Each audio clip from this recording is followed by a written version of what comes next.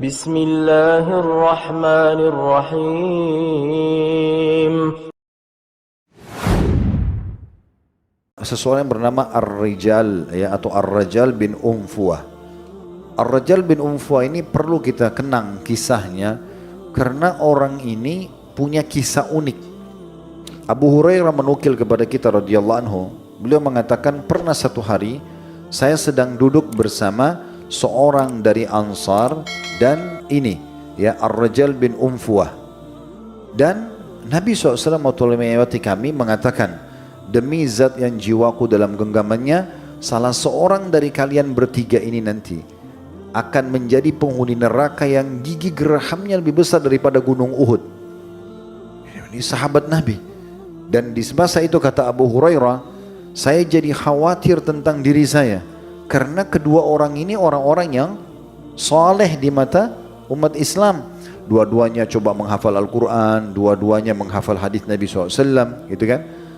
Tapi subhanallah, Abu Hurairah mengatakan berjalan waktu, orang dari Ansar ikut perang mati syahid, sehingga tinggal saya bersama dengan Ar-Rajal bin Unfuah ini.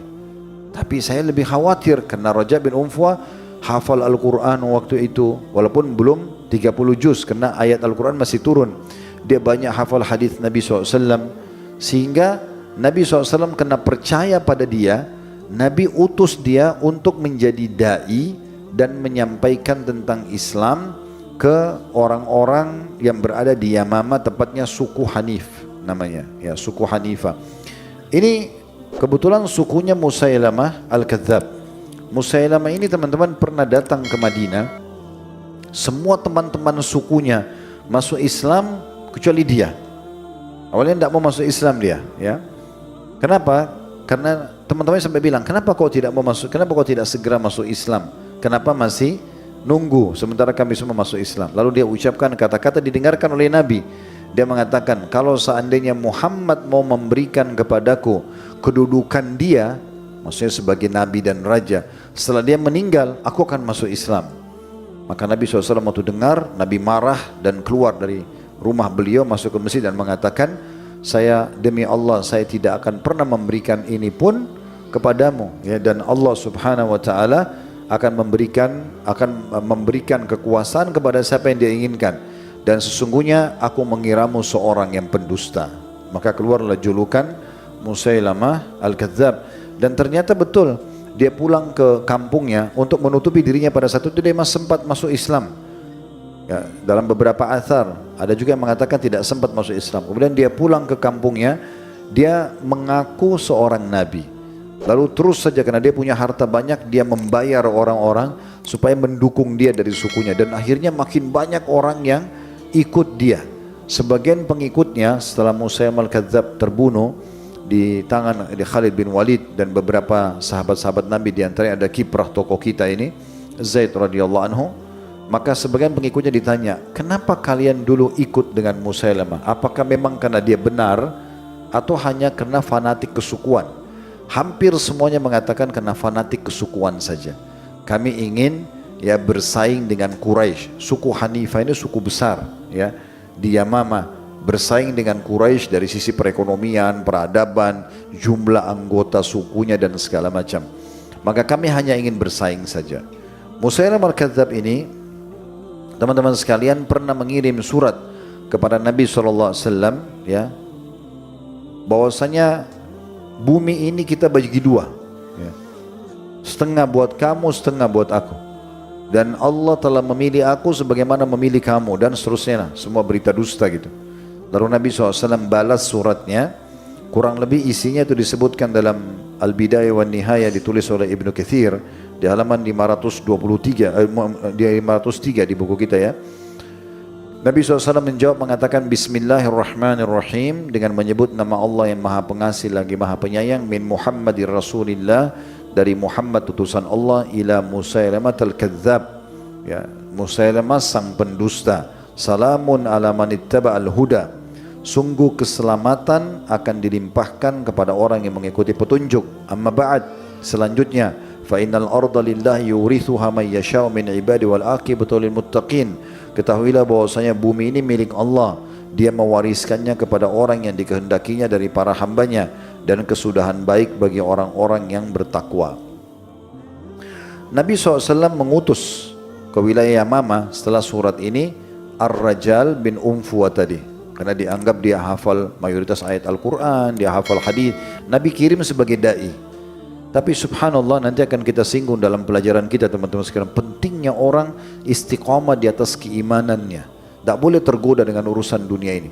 Ini Ar-Rajal ini, dia sebelum tiba di wilayah Yamama diajak negosiasi oleh Musailam Al-Kadzab. Jadi Musailam Al-Kadzab temuin dia sebelum sampai ke sana. Padahal dia datang ke Yamama untuk menyampaikan atau mengajarkan tentang Islam. Maka Musailam mengatakan, hai Rajal, kalau seandainya kau menyampaikan kepada kaumku, kalau aku juga diutus sebagaimana Muhammad diutus, aku akan jadikan kamu adalah pendampingku. Waktu itu dianggap si Musailam ini seperti rajahnya suku Hanifah gitu ya. Mereka punya wilayah yang sangat besar di Yamama. Yamama termasuk wilayah luas gitu. Maka aku akan angkat kamu menjadi pendampingku, dan aku akan berikan kamu apa saja yang kau mau. Cuma satu saja, jangan dustakan kenabiannya Muhammad, bilang saja aku juga nabi sebagaimana dia nabi. Subhanallah, di saat dijanjikan akan diberikan harta melimpah, jabatan, yang terjadi Ar-Rajal pun terpengaruh. Padahal orang ini pernah lihat Nabi dengan mata kepala, beriman pada Nabi SAW, kemudian juga menghafal mayoritas ayat Al-Quran di saat itu, mayoritas menghafal hadis. Apa yang kurang dari situ? Kalau mau dibandingkan dengan kita hanya belajar, kita tidak pernah lihat Nabi dengan mata kepala kita. Kita belajar dari kitab-kitab yang sudah dinukil oleh para ulama. Ya, ini mungkin sangat jauh sebenarnya, tapi subhanallah, hidayah di tangan Allah Subhanahu wa taala, dan perlunya seorang mukmin dan muslim hati-hati terhadap iman yang sudah dimiliki, bisa saja tergoyahkan setiap saat. Makanya Nabi SAW selalu berdoa, ya muthabbital qulub tsabbit qalbi ala dinik. Wahai zat yang mengokohkan hati hamba-hambanya, kokohkan hatiku di atas agamamu. Maka kata Aisyah radhiyallahu anha, ya Rasulullah, banyak sekali anda ulangi doa ini. Kenapa? Apa yang anda khawatirkan? Kata Nabi SAW, wahai Aisyah, yang namanya hati manusia berada di jari jemari Sang Maha Pengasih Allah. Dia membolak-balikkan sesuai yang dia inginkan. Artinya bisa saja kalau Allah mau, Allah sesatkan seseorang, tapi tentu dengan kemahaadilannya. Allah bukan sesatkan seseorang karena zalim, tidak. Tapi Allah sudah tahu, seperti kasus Fir'aun, Haman, Qarun, Namrud, ya Abu Lahab, Abu Jahal, dan banyak yang lainnya. Di antaranya Ar-Rajal bin Unfuwa ini, bagaimana Allah tahu sebenarnya hati mereka ini bukan hati yang terpaut kepada Allah Subhanahu wa taala. Mereka hanya asal-asalan saja. Maka Allah, ataupun mereka menolak sebenarnya. Maka Allah Subhanahu wa taala sesatkan mereka. Nah, ini poin penting untuk diperhatikan baik-baik. Nanti akan kita bahas dalam pelajaran Ad-Durus wal Ibar tentang masalah istiqamah. Bagaimana kita bisa istiqamah di atas ilmu dan iman yang kita miliki sampai mati. Bukan hanya sehari, 2 hari, sepekan, 2 bulan, setahun, 10 tahun, ya 50 tahun, berapapun Allah kasih kita umur, sampai ajal datang. Jadi kalau orang meninggal dalam kondisi di atas sunnah Nabi SAW, inilah perkataan Imam Ahmad yang masyhur, sampai meninggal di atas sunnah Nabi SAW, maka dia boleh meninggal dengan bagaimanapun keadaannya. Maksudnya sudah pasti dia akan aman, tapi harus sampai wafat, ya. Maka Ar-Rajal ini pun akhirnya menyetujui Musailamah, dia masuk ke suku Hanifah, lalu dia mengatakan, sungguhnya aku utusan Muhammad dari Madinah dan aku salah satu sahabatnya, ketahuilah Muhammad Rasul, Musailamah juga Rasul.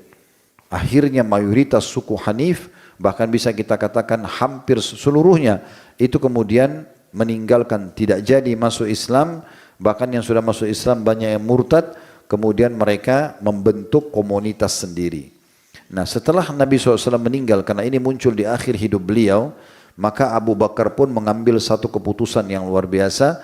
Beliau mengatakan atau mengutus pasukan dan menyuruh mereka untuk menyerang nabi-nabi palsu.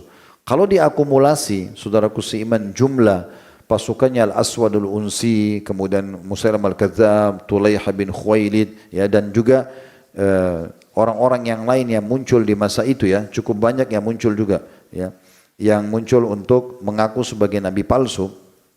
Tapi kecil-kecil, yang besar-besar yang 3 ini ya. Musailamah al-Kadzdzab, Al-Aswadul Unsi sama Tulaiha. Tapi Tulaiha kita sudah bahas bulan lalu, dia kembali masuk Islam dan sampai istiqamah dan terbunuh mati syahid ya di masa Umar radhiyallahu anhu. Yang jelas teman-teman sekalian, pada masa itu ya Abu Bakar mengambil satu keputusan yang sangat bijak. Beliau memerangi orang-orang yang murtad seperti ini ya, dan ini keluar sebuah hukum yang sangat penting dari semua keputusan yang diambil oleh Abu Bakar. Di antaranya Abu Bakar mengambil keputusan tentang masalah ya beliau memerangi orang yang menolak untuk membayar zakat. Dan dari sikapnya Abu Bakar ini hampir seluruh ulama sepakat mengatakan bolehnya mengambil zakat secara paksa dari pemilik harta yang tidak mengeluarkan zakatnya karena menolak hukum zakat itu, bukan karena kejahilan ya. Dan juga di sini bolehnya memerangi orang-orang yang mengaku nabi palsu ya, sehingga akhirnya mereka habis dan tidak tersisa lagi pemahamannya tersebar di kalangan muslimin. Dan tidak asing di masa-masa sekarang, bahkan ada yang mengaku juga sebagai nabi ya, yang harusnya tidak boleh dibiarkan tentunya. Baik, pada masa itu terjadilah peperangan antara muslimin dengan pasukan Musailamah al-Kadzdzab yang cukup besar sekali. Dan di masa itu pasukan Musailamah al-Kadzdzab ini saking kuatnya dan banyaknya jumlahnya sampai mereka berhasil menembus kemahnya Khalid bin Walid. Dan hampir saja Khalid bin Walid terbunuh pada saat itu bersama dengan istrinya. Tapi Allah SWT berikan perlindungan, muslimin berhasil memukul mundur mereka sampai akhirnya mereka sembunyi dalam sebuah perkebunan besar milik Musailamah. Dan di saat itu mayoritas sahabat mereka ya, semuanya berazam untuk bisa membunuh 2 orang. Itulah Musailamah al-Kadzdzab sendiri dan Ar-Rajal bin Unfuwah yang menjadi penyebab tersebarnya pemahaman kenabian palsu Musailamah tersebut. Maka akhirnya mulailah para sahabat diceritakan panjang lebar, mereka meminta kepada Khalid bin Walid untuk membentuk kelompok-kelompok pasukan dan mereka berperang.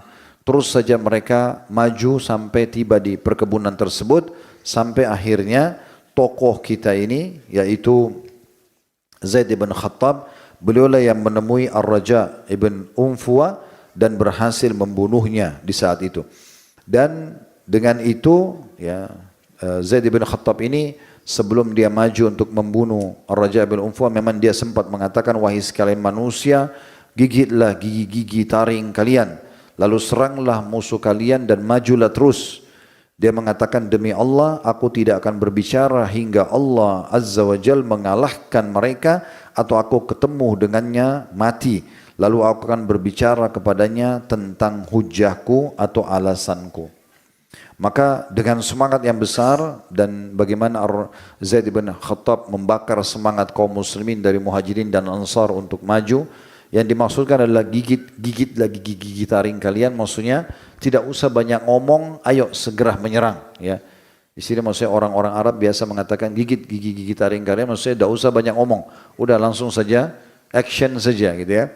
Maka semuanya pada maju menyerang dan yang berhasil membunuh orang yang murtad ini dan penyebab tersebarnya kenabian palsu, Ar-Rijal terbunuh di tangan ya Zaid bin Khattab radhiyallahu anhu. Dan dengan terbunuhnya Ar-Rajal, maka melemahlah kekuatan pasukan Musailamah al-Kadzdzab sampai Musailamah sendiri pun akhirnya terbunuh di tangan kaum muslimin.